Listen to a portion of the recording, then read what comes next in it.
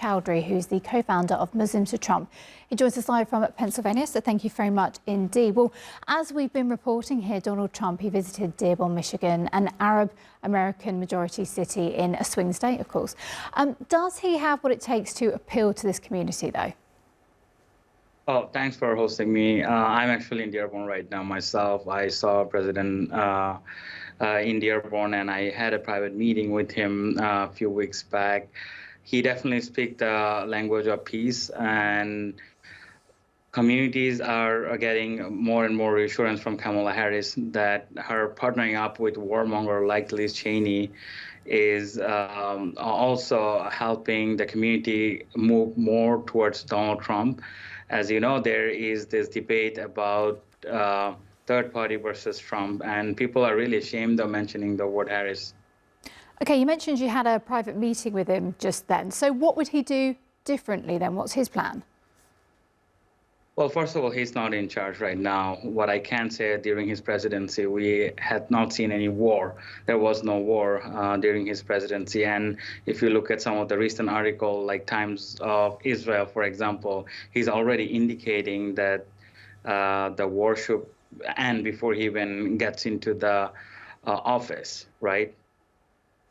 Right, but let's talk about Kamala Harris then and what she said so far, because she did say back in July that she vowed to not be silent about the suffering in Gaza. You just said Trump isn't in charge, but she's not in charge yet either. She also expressed her concerns about the situation there. So what exactly would Trump do? What's he said his plan is exactly? So let's talk about Biden-Harris administration, right? We don't think that there is anything that she cannot do now that she is promising that she will do in the future, right? And that's where the contradiction comes in.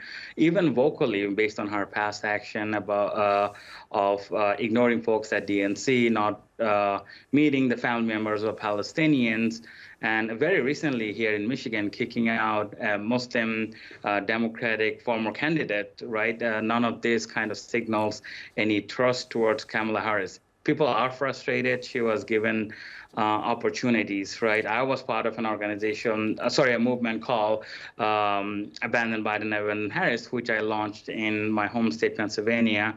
There was a gap in between launching Abandon Harris, right? We had given her opportunity to kind of come out clean. If I'm not mistaken, she even had refused to meet with leaders, right? So she find our community to be toxic publicly. But there is no reason for us to take anything that comes out of her. Rabiul, you know as well as I do that tensions in Palestine have been brewing for years. Trump was president at one point, and nothing was done to try and resolve that at the time. So what we have not seen that we're seeing right now is the casualties. You're seeing 20,000 children being slaughtered, to over 200,000 casualties, and millions of people being displaced. And countries like Lebanon and Gaza, Palestine being bombarded as we speak, right? This is something we haven't seen under him. So yeah, I cannot really blame him or what he should have or he could have done now under a Harris administration. OK, Mr. Chowdhury, thank you so very much indeed. The co-founder of Muslims for Trump. We appreciate your time in Ardmore from Pennsylvania. Thank you.